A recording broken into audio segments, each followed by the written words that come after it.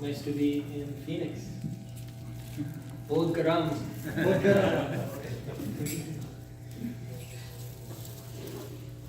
So, my name is Jayananda Das, and I'm a servant of the ISKCON Deity Worship Ministry. So we focus on deity worship aspects within our society. And somehow,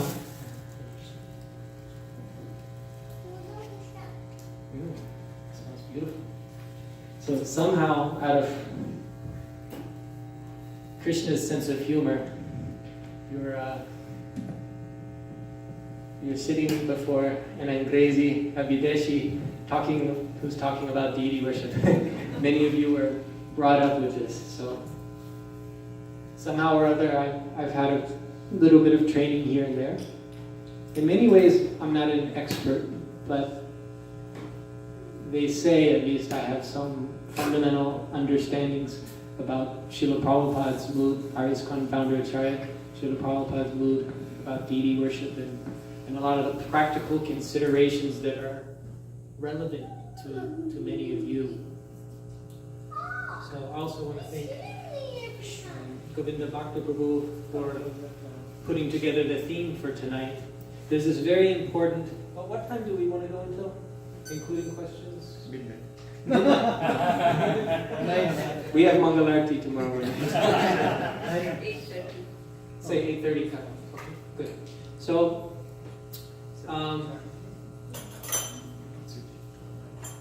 the question is practically how do we engage in this process to hopefully, beseech, request the Lord to get this devotion, because that's what we're all about. The goal, the prayojana, is Krishna prema, bhakti. That's the mood of our line. And many of you are familiar with Chaitanya Mahaprabhu. So Chaitanya Mahaprabhu spoke some particular verses that was recorded in a scripture written in, 16th century? Chaitanya Charitamrita. Also, our Rasacharya, a direct disciple of Chaitanya Mahaprabhu named Rupa Goswami, wrote these shlokas in what's called Bhakti Rasamrita Sindhu. So what we're talking about is based on Shastra. And particularly there's this one verse. So the background is Chaitanya Mahaprabhu is listing these 64 aspects or activities of devotional service. And out of all these 64 activities, he states that 5 are really, really important. And that just by engaging with, even with very little faith, as long as you, as long as without offense you go into some of these aspects, these 5 primary aspects, it's very, very potent and very beneficial in our bhakti. So, for those of you who are interested, this is in the Chaitanya Charitamrita, Madhya Lila, chapter 22, verse 128. And so it's quite simple. And they are as follows. Sadhu Sangha, everyone knows what Sadhu Sangha means. Nama Kirtan, Bhagavat Shravana, Mathura Vas, Shibutira Shradhaya Sevana. So these are the 5. So you'll find practically that Srila Prabhupada, when he came to the West, this was his program. He incorporated all these 5 primary things. And so that's the combined experience. Practically speaking, when we're here, what are we doing? Sadhu Sangha. We're doing Nam Kirtan. And in a sense, we're doing Bhagavat Shravana as well. We're discussing scripture. What we're talking about is based on scripture as well. So you see how practically these things come into play. We're going to talk about Sadhu Sangha and Nam Kirtana for a couple of minutes, and then relate them to deity worship, and then we can have a discussion. I don't like to hear myself talk so much.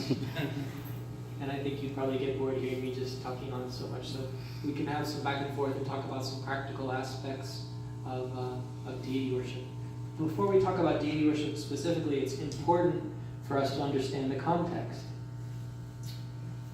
Because while Rupa Goswami states that the power of these 5 principles is a very wonderful and difficult to reconcile, even without faith in them, a person who is offenseless can experience dormant love of Krishna simply by being a little connected with him. So that's mentioned. And then I mentioned that these 5 come out of 64. It's very interesting that the remaining items out of these 64, like at least 35 of them are connected to deity worship. In some way, shape, or form, they're connected to deity worship. Now, while that may be the case, deity worship is not the process for this age. What's the process for this age? Chanting. So this is the predominant process for this day and age. However, it should be understood that deity worship still has a very important and practical role. Otherwise, our acharyas wouldn't mention them. So we understand that deity worship plays a role as being a primary auxiliary or supplemental sadhana in order to support our chanting. And we even have statements, we have some very heavy statements. You've heard, some of you may have heard this, Haranama, Haranama, Haranama eva kevalam kalo nasti eva nasti eva nasti eva eva ramita. No other way, no other way, no other way. So how do we reconcile this? Why are we bothering with deity worship at all? And the answer by some of our acharyas is that, I'll just condense it. In principle, there is no other need for anything else. In principle. But it's explained that in this day and age, and this is our acharyas speaking, back in the 1600s, when things were a lot easier in many ways, and you weren't being bombed by marketing and all these kind of things. He was saying in this day and age, our minds are so much more restless these days, and we're getting hit with so many things that actually this deity worship helps us to regulate ourselves. Therefore, we're able to actually chant with more concentration and more attention, and helps our chanting become more effective. And it's even mentioned in some purports how, I think I have it here. Let's see, one moment.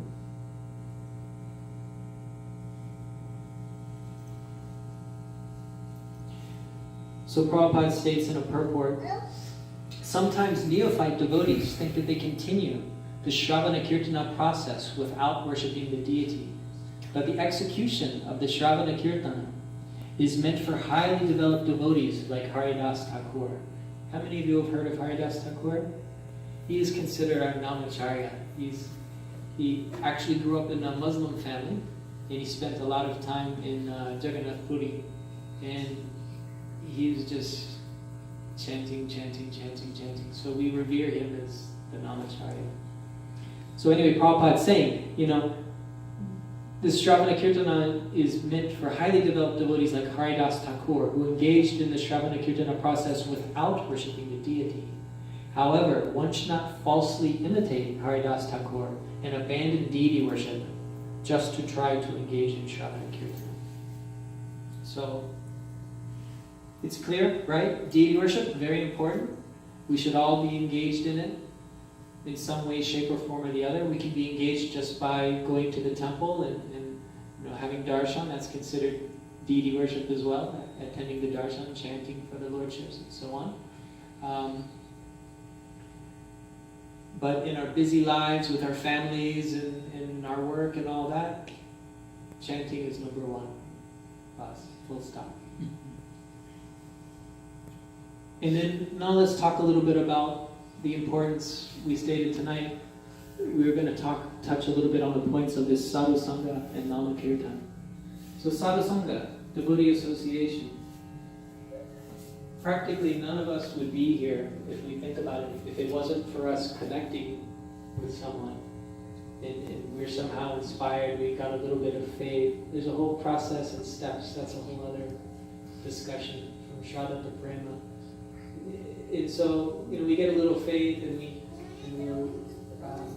we'll start associating and start hearing from someone. And so this is actually how the bhakti tradition is ultimately transmitted. It's not that we can just be secluded in and of ourselves. Without having the mercy and the touch by a devotee, the Bhakti Lata beach doesn't have that fertile soil to blossom. So it's explained like that. It's so important. And sometimes we might get a little covered. I think it happens to all of us. Sometimes we may feel like we're going through something, this or that, and we might feel a little reclusive. We might want to somehow step back. Either we don't feel like going to the temple one day or going to the home program or something like that. But sometimes someone pushes us a little bit, and once we go, we're like, oh, I'm so glad I went.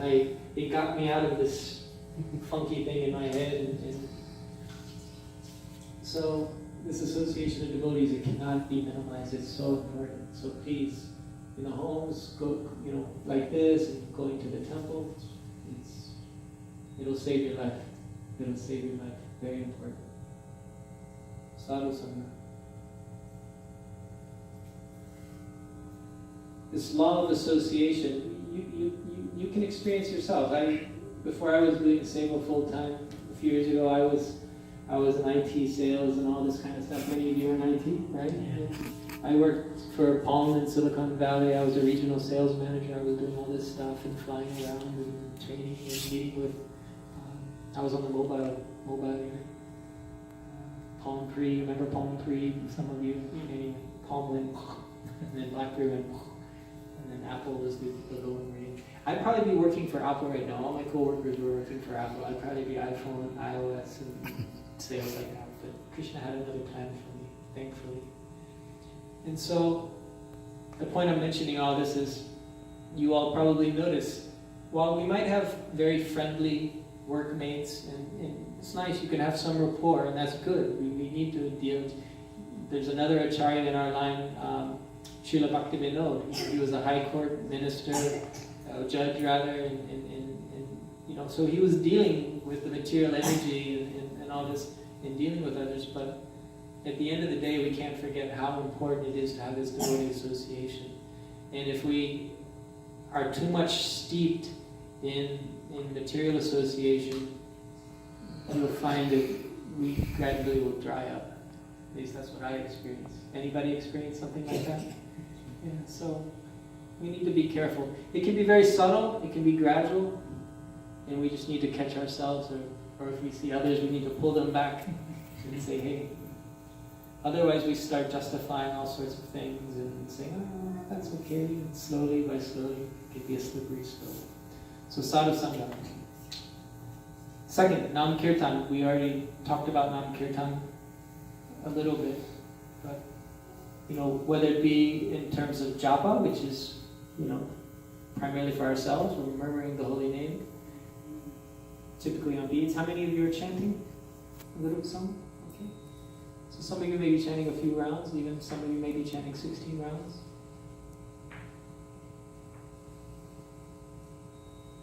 Many of us have, taken a vow to do this for life. 1.5, 2 hours a day. So we have japa, and then we have, of course, this Samkirtan where we're chanting in congregation. Both are important. Both have their purpose. And both are very purifying. You'll find different emphases in different moods, different traditions you grew up in your families and whatnot. Particularly in this Gaudiya line, we have this mood of, we say to ourselves, we don't want to be selfish and just do this thing for ourselves. We want to share it, right? That's real compassion, wanting to share whatever happiness, whatever we know has been beneficial for ourselves and we're convinced is beneficial. We go out of our way to share it. So there's two types of devotees, you could say. Both are bona fide, but in one sense, two very different moods. So you have the Bhajananandis, they go into a secluded place, they'll go into the forest, and they'll be, doing their bhajan and all that. And they can be very, very, advanced and all that. And then you have what's the other one? Ghostianandis, yeah. And that's the perfect example of that is Srila Bhaktisiddhanta and Srila Prabhupada, where they're all about getting the message out there, printing the books and so forth. So we want to do our best not only to chant the holy name ourselves, but we want to share it with others. So let's go ahead and take some questions. In terms of temple worship and home worship, oftentimes I get the question how to balance. You'll find some devotees, particularly in ISKCON, who have very, very elaborate worship at home, personal worship. And that's nice, provided they're not able to regularly visit the temple. Srila Prabhupada's mood, and there's some letters to that effect that I can share for anyone interested. His mood is that, we're on this subject of sadhu sangha. His mood was best for the devotees to actually come together and do seva together, rather than we just do seva in our individual homes. So come together in community. We learn from each other, serve each other, serve the Lord together.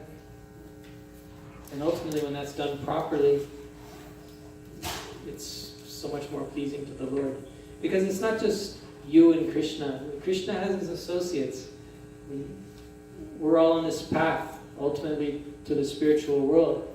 And we have to get along with everybody. If we're not getting along and serving everyone here and appreciating the Lord's devotees here, what's our chances of getting the golden ticket to do it there? No, we have to deal nicely here. We have to have sadhu sangha. We have to serve together nicely.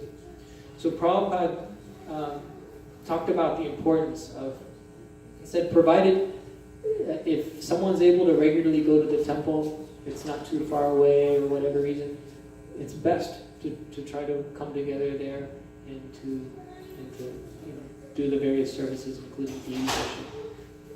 And there's so many things in terms of deity service that are there. We understand that there's some services that are restricted to those who got Pancharatriki, Mantra Diksha.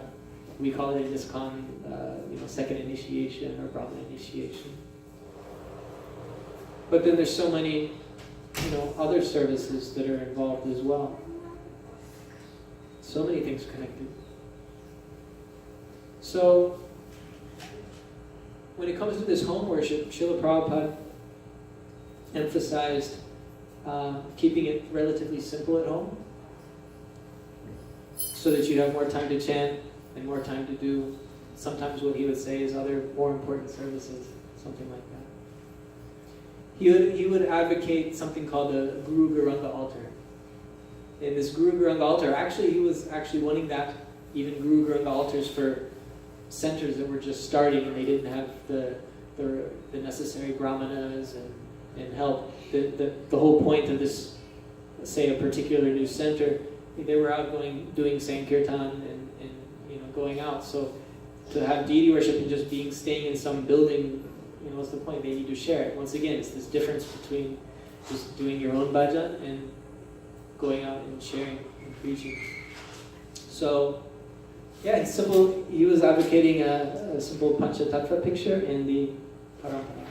Now, many of you probably have deities even before coming in connection with this society, right? You have some family deities and whatnot, and that's wonderful. So you maintain that, you keep that up. Part of deity, one of the primary aspects of deity worship for the Grihastha is regulation. It helps us regulate our lives and it gives us this foundation.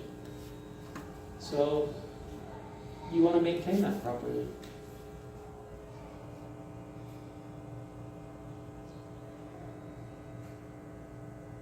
So the point is, continue and maintain whatever worship you have at home, but don't have this mood that, oh, I have my own deities at home, I have no reason to go to the temple. No, it's not like that.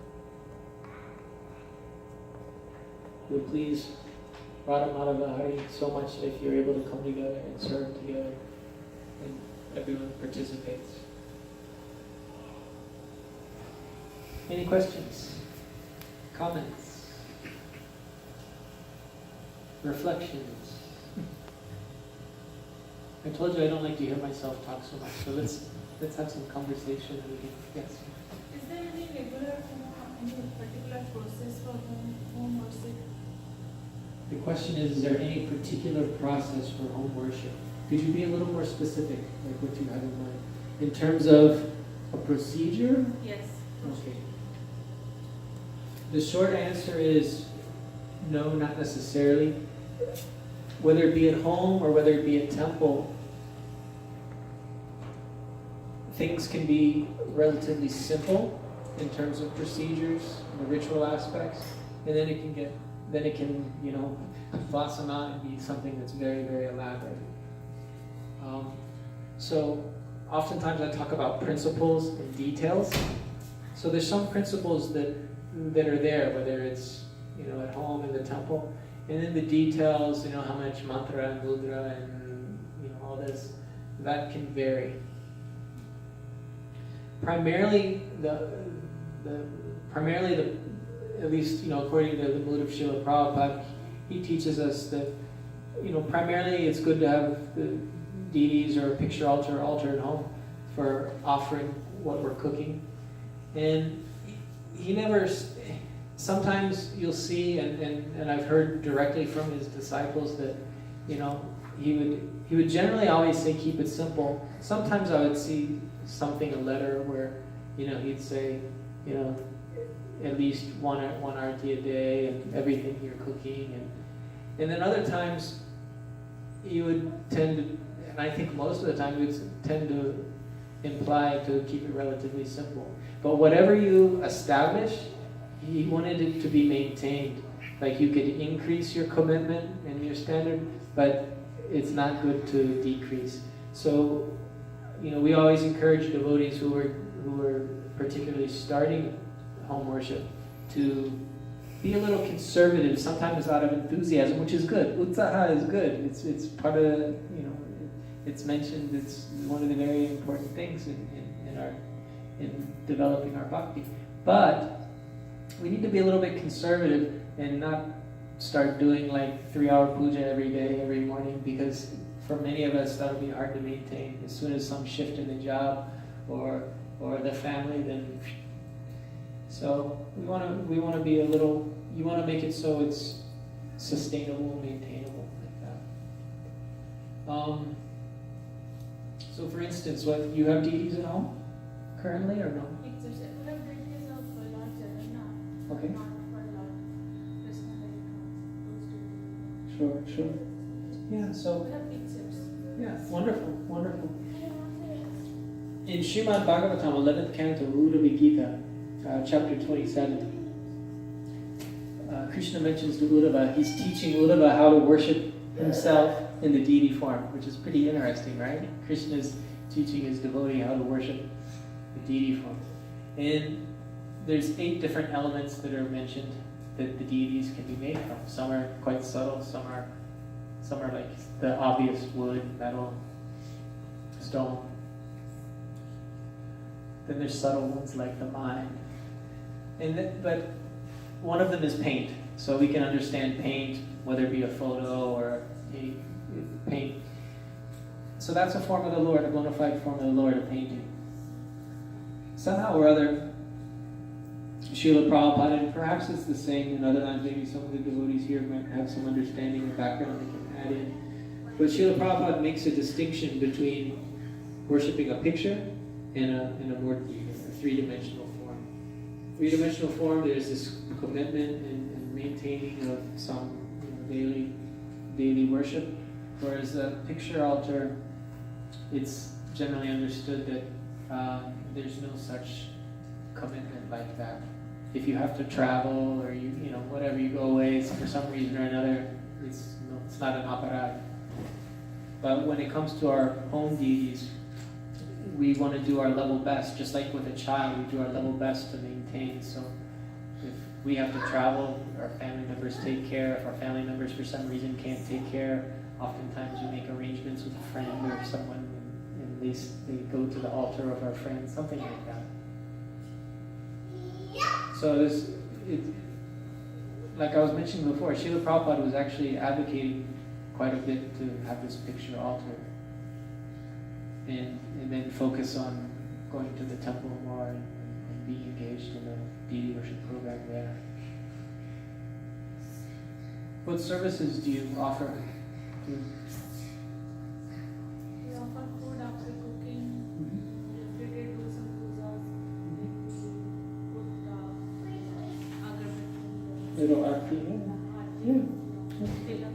Standard, yeah. We offer flowers. Flowers and chandeliers. Yeah. Good. Yeah, that's the idea.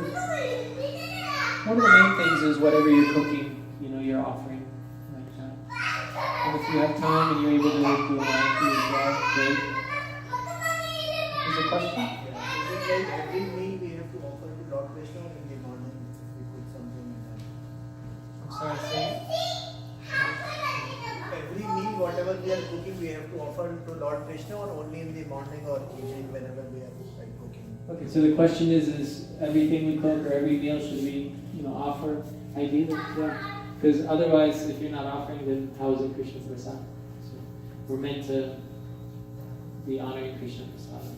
And sometimes if we don't cook in the morning, we can offer fruits or something. Yeah, sure, absolutely.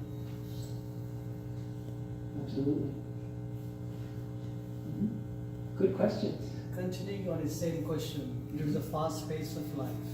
Sometimes, we eat oatmeal cereal and run for the office. So can we offer oatmeal cereal also to God? Very good question. So, I think you sometimes will maybe get some different answers depending upon who you talk to about that. We're more strict.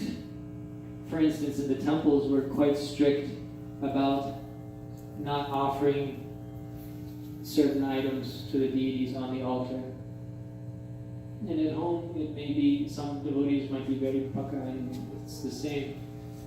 But for instance, in the temples, we don't use yeast. So, there's no question of like that. Oats, I do see some temples cooking oats, but technically oats are steamed to some extent, so technically they're cooked to some degree. Even the steel cut oats, there's different degrees of cooking with these oats. Some temples will offer and we say, it's not so good. The understanding is, especially with grains, it should be cooked by the devotees. But for home, like personally, I like oats, and personally, I would offer oats. But when it comes to like the more basic no-nos, like no offering onions and garlic and mushrooms, eat fish or eggs like that. But otherwise, I think you'd find many devotees will, for their home altars, they'll be offering things like oats and maybe even a sandwich or something like that. Thank you. Yeah. One question. So we have deities like Jagannath, Krishna, Lord Shiva, Lakshmi, and Sai Baba. So we worship all. So is there any scripture say like to specifically worship Krishna or Jagannath?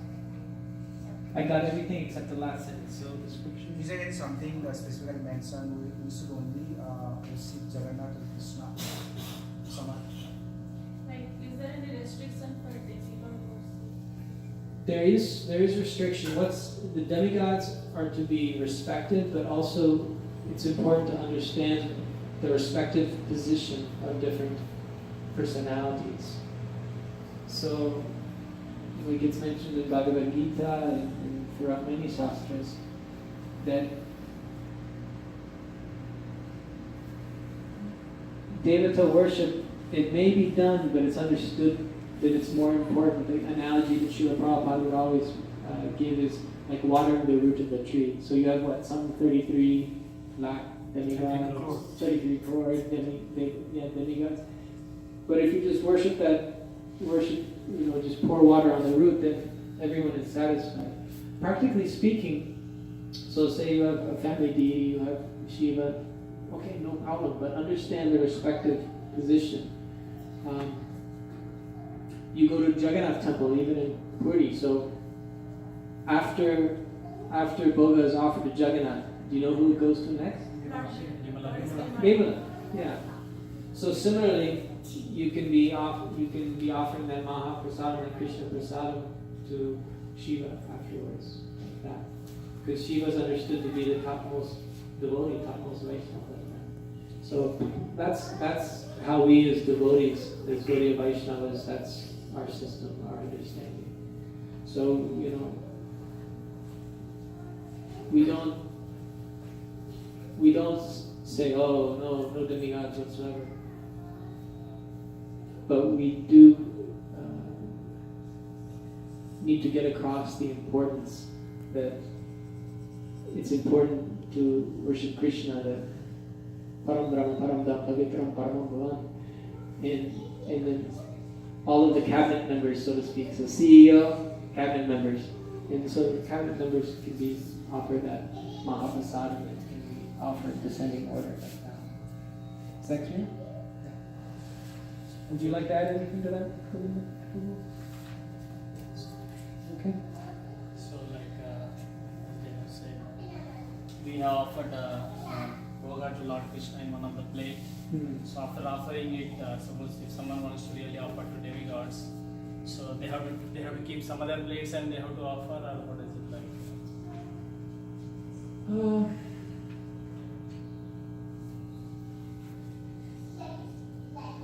I guess part of it is a question of formality. Practically speaking, like in our temples, the way it'll go on is, like here you have this. They offer one thali for all the deities, and after that offering is concluded, it varies from temple to temple, but I'm guessing probably what they're doing. They're not putting it on a separate plate and giving Mahaprasadam to the Guru Parampara like that. But they can present the plate either by meditation or externally as well, both. Idam Mahaprasadam, Om Param Gurave Namaha, Namaha Gurave Namaha, Namaha Om Sarva Vaishnavebhyo Namaha. So they're not actually transferring it to another plate. So whether it be Mahaprasadam or some, Idam Mahaprasadam Nirmalyadikam. But no, so to answer your question, not necessarily. What do you think they do in anyone familiar